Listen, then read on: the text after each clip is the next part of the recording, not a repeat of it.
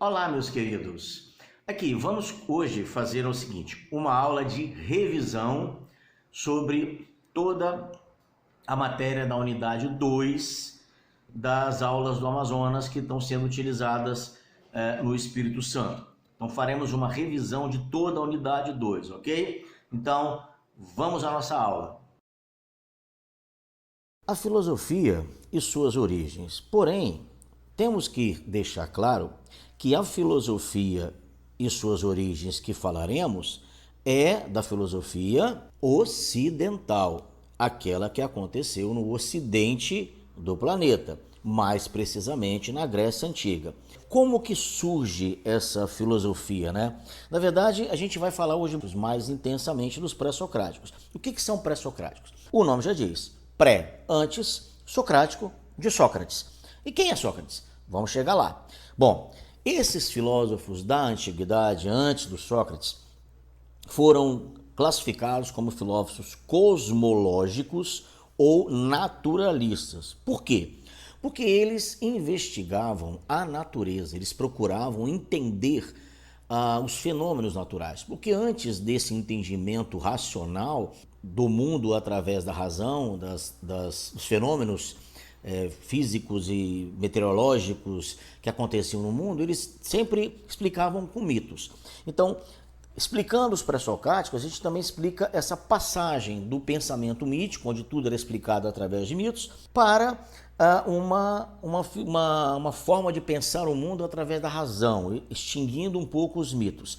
E esses caras lá da Grécia Antiga, antes do Sócrates, eles começaram a observar muitas coisas e viam que não dava mais para explicar usando o mito para isso. Então eles começaram a pensar alguma coisa que pudesse dar explicação para a natureza. Um dos mais importantes, tiveram vários, né? Mas mais importantes que a gente vai citar aqui, Heráclito e Parmênides. Esses dois pensadores tinham um pensamento completamente oposto um do outro, mas eles buscavam a mesma coisa. Buscavam o quê? O princípio de tudo. A gente chama na filosofia em grego de arché. O que é arché? O princípio de todas as coisas. O questionamento dos mitos e a observação da natureza para encontrar a explicação do surgimento do mundo, né? De como as coisas tinham surgido. E o que é interessante é que na observação desses filósofos, eles chegavam a ideias bem diferentes. E em tudo que eles procuravam, nessa investigação da natureza, eles tentavam encontrar a causalidade, o que tinha causado, como as coisas eram causadas, observavam a physis. Physis é um termo grego, mas a gente pode traduzir como coisas físicas, coisas do mundo sensível, do mundo que a gente toca, né? Eles buscavam uma harmonia do cosmos, uma harmonia do mundo, e a arché, que era o princípio que tinha todos esses elementos de causalidade, de físicas, de cosmos, e por fim o logos, a razão que tentava compreender a physis, as coisas físicas. Bom, o primeiro dos filósofos foi o Tales da cidade de Mileto. O Tales, ele nos apresentava como arché, como princípio de todas as coisas, a água. Para ele, a água era o princípio de tudo, tudo surgia a partir da água. Anaxímenes, que pensava que era o ar. Heráclito, como já dissemos, para ele era o fogo, porque tudo muda o tempo todo no mundo e o fogo transforma as coisas. E o Parmênides, importante, ele não dizia que era algum objeto, mas arché, o princípio de tudo era o ser da coisa era o princípio de tudo. Então esses caras, eles buscavam entender o mundo através dessa partícula inicial que seria o princípio onde tudo começa. Evidentemente que dá muita discussão e que entre eles nós citamos que o Heráclito e o Parmênides seriam os mais interessantes, porque veja bem, para Heráclito tudo mudava o tempo todo no mundo, ou seja, o fogo transformava, o fogo fazia com que tudo se transformasse e por isso ele era o princípio de tudo. E ele tinha umas frases bastante intrigantes. Ele nos dizia que, como tudo muda, você não podia entrar duas vezes no mesmo rio. Porque o rio já não era mais o mesmo e você também não era mais o mesmo. Um segundo depois você já era outra pessoa e o rio já tinha passado aquelas águas, já vinham novas águas. Então tudo mudava o tempo todo no mundo. Tudo era mutável, tudo se transformava. Ora, e Parmênides? Não. Parmênides não. Parmênides defendia que tudo era imutável, porque o ser é que era o princípio de tudo e o ser não muda. Um exemplo bacana que tem nas aulas de filosofia do Amazonas é uma criança, quando nasce, ele é um ser. Esse ser nasceu. Ele está sendo animado por uma physis que é o corpo daquele ser. E aí a physis, ou seja, o corpo vai mudando à medida que você vai envelhecendo, mas o ser continua o mesmo, não muda. Olha que legal, o ser permanece o mesmo e quem muda é a physis. Ora, é uma dualidade, a gente pode interpretar que as duas coisas podem existir no mundo. Ah, pode, né? Pode existir no mundo. Então Platão, que é discípulo de Sócrates, mais tarde vai juntar essas duas ideias. Mas antes de falar de Platão, vamos falar de que vem logo depois desses pré-socráticos. Vamos falar um pouco de Sócrates. Sócrates é considerado o pai da filosofia ocidental, mas não porque ele tenha sido o primeiro, mas porque ele tenha sido um dos mais importantes que passou a pensar o ser humano e não mais a natureza.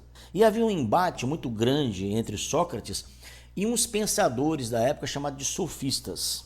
Sócrates era um filósofo que buscava a verdade das coisas. Ele queria entender o conceito das coisas. O que é o amor, o que é o ódio, o que é a beleza, o que é a coisa em si.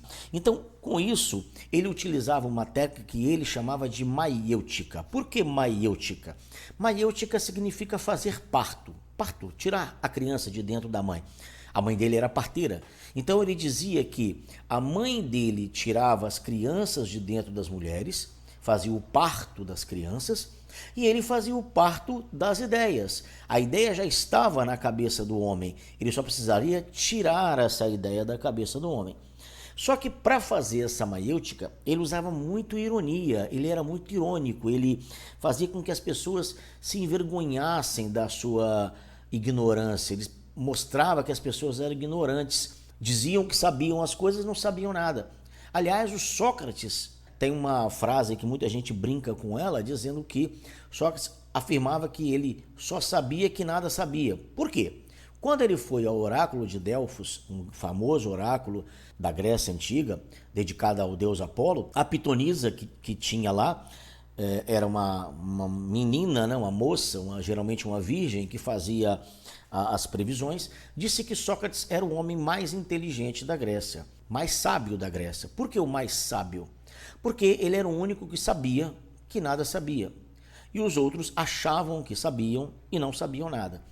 E as pessoas brincam com essa frase, mas era isso mesmo. Só sei que nada sei. E aí ele fazia com que as pessoas passassem vergonha em entender que eram ignorantes perante as perguntas de Sócrates. Lógico que isso provocou muita ira de pessoas poderosas. Isso mais tarde vai levar o Sócrates a uma condenação à morte. Mas antes disso, Sócrates e sofistas. Quem eram os sofistas? Eram grandes pensadores, com certeza. Gorgias, inclusive, é um grande pensador da época, muito famoso. Mas o que era o papel dos sofistas? O sofista não buscava a verdade. Ele buscava trabalhar com a persuasão, convencer as pessoas de que o que ele estava dizendo era certo. Era retórica, ele usava a retórica. A retórica é o poder de usar bem as palavras, né? Então, a persuasão era o objetivo dele. O objetivo não era achar a verdade, mas o objetivo era ter um discurso que convencesse as pessoas. E eles cobravam por isso, cobravam para ensinar as pessoas a fazer retórica. Por quê? Isso era importante na Grécia. Porque tem que pensar que nessa época as pessoas iam para a praça pública fazer a defesa das suas ideias, porque era uma democracia onde todos discutiam em praça pública, todos os cidadãos, que eram considerados cidadãos. Eles iam para a praça pública e discutiam suas ideias. Ora, é importante demais que você pudesse convencer as pessoas das suas ideias. Então eles contratavam sofistas para ensiná-los ou até mesmo para falar por eles. Então eles cobravam, e Sócrates achava isso um absurdo. Cobrar para ensinar, isso é um pecado. Ora, então todos nós professores somos sofistas, porque cobramos para ensinar. O Sócrates era um idealista, achava que não era correto fazer isso. Entretanto, a gente tem que entender que o Sócrates, apesar de ter sido muito importante na história da filosofia, também tinha seus defeitos. Tinha seus defeitos. Não é o que não vamos falar aqui agora, mas tinha seus defeitos, tanto que irritou a sociedade, né, com as suas ideias. Uma outra ideia, outra frase importante de Sócrates era: conhece-te a ti mesmo.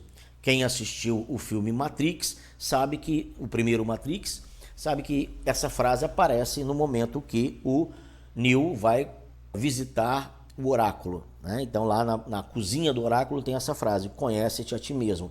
Por que essa frase é importante? Porque o Sócrates coloca pra gente que se você não se conhecer a você mesmo, não adianta conhecer o resto, você tem que se conhecer primeiro. Então, é a primeira frase psicológica, vamos dizer assim, né, de um psicólogo que falaria para uma pessoa: conhece você mesmo. Depois que você se conhecer, você conhece o mundo. Essa discussão que o Sócrates fazia com as pessoas, como eu disse, através da ironia, levava a um embate com esses poderosos da cidade. E aí ele foi acusado de corromper a juventude com as suas ideias, afastar a juventude das tradições da cidade, negar o poder dos deuses da cidade. É lógico que isso foi uma armação, ele foi condenado e os amigos dele quiseram livrá-lo da condenação. Você pode ler esse episódio no diálogo de Platão chamado Apologia a Sócrates, e aí você tem lá como que aconteceu essa condenação à morte dele. E ele aceita a condenação, eles oferecem que ele fuja da cidade, mas ele não foge porque ele fala: olha, a vida inteira eu defendi a cidade como sendo soberana. Agora a cidade me condena e eu vou fugir da condenação? Não, eu vou para a condenação e aceitá-la passivamente. Então agora que nós falamos de Sócrates, vamos a Platão. Quem é Platão? Platão, na verdade, é o discípulo de Sócrates que acompanhou ele durante muitos anos. E, na verdade, Sócrates nada escreveu. Tudo que tem escrito sobre Sócrates foi escrito por Platão.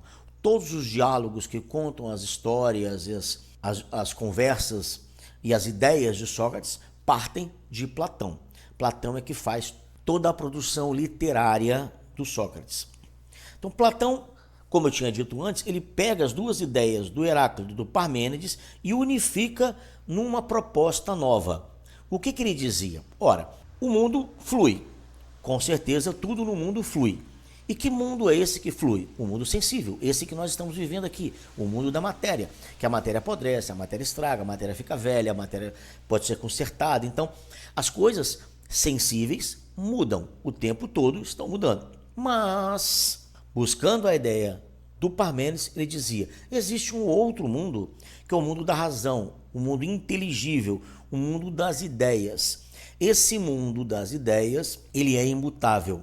Nada muda, tudo é perfeito. Então, quando você pensava em um cachorro, esse cachorro aparecia no mundo sensível de várias formas, mas a ideia cachorro era única e imutável e existia no mundo das ideias.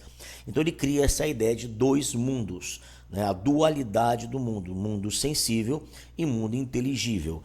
Então, assim, Platão consegue unificar as ideias de Heráclito e de Parmênides, sem negar nenhuma das duas, agregando as duas a um pensamento só. Isso foi bastante importante, influenciou muita filosofia ao longo dos anos. Logo depois de Platão, ele também tinha um discípulo, lógico, vem Aristóteles. Esse é um dos mais importantes filósofos da Grécia Antiga. Veja, nós começamos a falar dos pré-socráticos, aqueles que vinham antes de Sócrates, quando começa a nascer a origem da filosofia. E já caminhamos por Sócrates, Platão e agora em Aristóteles. Aristóteles já está bem mais adiante no tempo, mas a construção filosófica ainda está em processo, né? A filosofia está eclodindo com força. Aristóteles, então, será um filósofo extremamente importante, que vai ser, inclusive, mais importante até do que o seu mestre Platão. Ele vai escrever dezenas e dezenas de livros e de tudo ele vai falar. Ele vai falar da física, da química, da biologia, de tudo que você puder imaginar, da ética, da metafísica. assuntos da metafísica, que são assuntos fora do mundo físico, e assuntos do mundo físico, da física. Então, o Aristóteles fala de tudo o que você quiser pensar. O Aristóteles vai discordar do seu mestre, dizendo que o mundo sensível é importante, porque o Platão não dava tanta importância ao mundo sensível, porque ele dizia que era um mundo que era imperfeito, e o mundo perfeito seria o mundo das ideias. Mas Aristóteles discorda. O mundo sensível é importante, sim, e ele contrapõe Platão nessas ideias. E ele cria categorias do ser, né, nesse mundo. Cria a substância, a ideia de substância, o ser é em si, o que ele é em si é a substância do ser. Ele pensa na ideia da essência, o atributo que faz a coisa ser o que é. Qual é a essência da coisa? Para que isso existe? Qual é a essência daquilo que está existindo no mundo? E os acidentes, que é o que qualifica a coisa sendo o que ela é. Além dessas classificações que ele coloca nas categorias do ser no mundo sensível, que ele vai dar importância, também ele cria a ideia do ato e da potência. O que é isso? O ser, o que o ser já é, ele já é em ato. O que o ser ainda pode ser é a potência. Exemplo clássico, a semente do milho é a semente, então em ato ela é uma semente. Mas em potência, o que a semente do milho pode ser? Um milharal. Ela tem a potência de se transformar em um milharal. É aquilo que ela tem a potencialidade de ser. E todos nós temos o ato e a potência. Você é um estudante, mas qual é a sua potência? O que você pode vir a ser? Você pode vir a ser o que você desejar ser, o que você precisar ser. Só que para Aristóteles não era assim. Para Aristóteles, o mundo era ordenado e você tinha que ser aquilo para o qual você nasceu para ser. Se você não fosse assim, você estaria sendo uma pessoa fora da ordem do mundo. Por quê? Ele buscava a ordenação do cosmos e tudo existia uma ordem no mundo e você não poderia deixar, a partir do momento que você tem uma família de sapateiro, você teria que ser sapateiro, você nasceu para ser sapateiro. Se na sua família é uma família de pedreiros, você tem que ser pedreiro, porque senão você está negando aquilo para o qual você nasceu. Estranho, né? Estranho essa colocação dele. E ainda ele coloca as 4 causas como o ser é composto. A primeira causa é material. Vamos dar o exemplo do barro. A causa é material. O barro é um material. É a causa que existe, é o barro. Material. Causa material. Barro. A causa eficiente é o artesão. É aquele cara que manipula esse barro para criar a partir do barro alguma coisa. Então a causa eficiente é o artesão que torna algo eficiente a partir daquele barro cru. Depois a causa formal, que seria o formato, ele está construindo. Imagine que o artesão está construindo uma jarra. Então a causa material é o barro, a causa eficiente é o artesão que manipula o barro, a causa formal é o formato dessa jarra, de que forma ele vai fazer essa jarra, mais gordinha, mais esticada, mais quadradinha, não sei. Então ele vai criar o formato dessa jarra, é a causa formal. E a causa final é para que ele está fazendo essa jarra. Essa jarra está sendo feita para carregar água, para guardar flores, para quê? Então, veja bem, o exemplo do barro é muito elucidativo e didático. A causa material é o que a coisa é, o barro. A causa eficiente é quem transforma o barro, o artesão. A causa formal é a forma que se dá ao barro, o formato de uma jarra. E a causa final é para que foi feito aquela jarra. Então essas são as causas, as 4 causas que o Aristóteles nos coloca. Bom, então aqui nós vimos rapidamente, porque é um resumão, todas essas abordagens que foram feitas nas aulas da unidade 2. E se você tiver alguma dúvida, você coloca aqui embaixo no vídeo e a gente responde. Mas importante ainda é perguntar, professor, para que eu aprendo tudo isso? Qual a importância disso na minha vida? Bom, na sua vida prática, nenhuma, com certeza. Na sua vida prática, não. Mas é importante você entender de que o mundo que você vive, ele já foi pensado por várias pessoas para compreender aquilo que hoje você compreende. Se hoje você compreende as coisas de uma forma, não é porque você entende assim, mas é porque alguém explicou de alguma forma o mundo para você.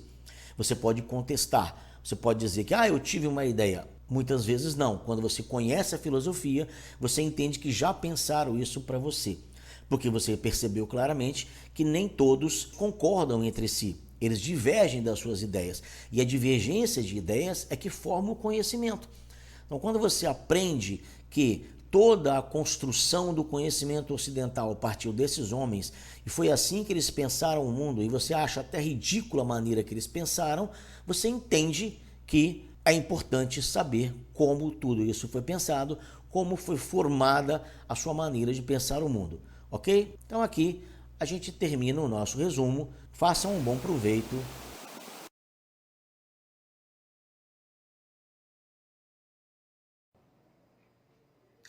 Ok, galera, gostaram? A aula ficou bacana? Então olha só, se vocês gostaram, curta, compartilhe aqui e se inscreva no canal, ok? Estamos aqui para preparar cada vez aulas melhores para vocês, mas precisamos que vocês coloquem aqui embaixo no vídeo os seus comentários, se vocês gostaram, o que vocês queriam que melhorasse, tá bom? Estamos aqui para fazer o melhor por vocês, tá bom, meus queridos? Valeu, um abraço a todos, até a próxima!